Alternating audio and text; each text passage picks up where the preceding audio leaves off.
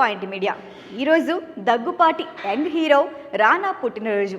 ఈ young hero వైవిధ్యమైన కథనాలను ఎంచుకుంటూ సినిమాలు చేస్తూ ప్రేక్షకులని మెప్పిస్తూ వస్తున్నాడు రానా.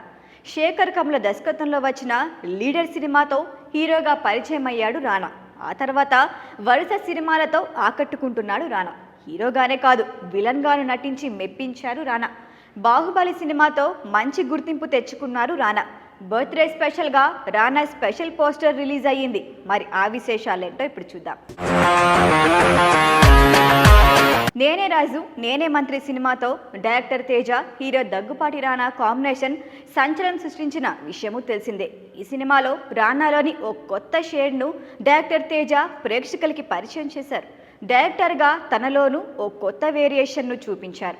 కాజల్, రానాల love track, music, emotional climax, ఎండింగ్లో రానా స్పీచ్, ఇలా ప్రతి విషయంలో నేనే రాజు నేనే మంత్రి సినిమా అవుట్ స్టాండింగ్గా ఉంటుంది.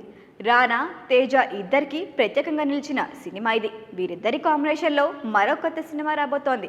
దీంతో సహజంగానే ప్రేక్షకుల అంచనాలు పెరిగిపోయాయి. గురువారం దగ్గుపాటి రానా పుట్టినరోజు సందర్భంగా ఈ సినిమాకు సంబంధించిన ఫస్ట్ పోస్టర్ను మీడియాకి రిలీజ్ చేశారు.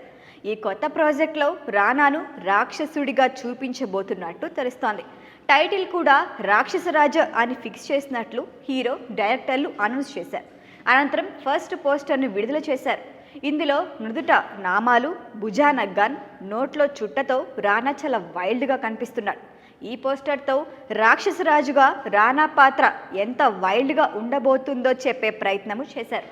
అయితే ఈ సినిమా నేనే రాజు నేనే మంత్రి రేంజ్లో ప్రభావం చూపనుందా అంటే వెచ్చి చూడాల్సిందేనని సినీ విశ్లేషకులు అభిప్రాయపడుతున్నారు. మరి ఇలాంటి ఎన్నో స్పెషల్ బర్త్డేస్ చేసుకోవాలని కోరుకుంటూ హ్యాపీ బర్త్డే రానా.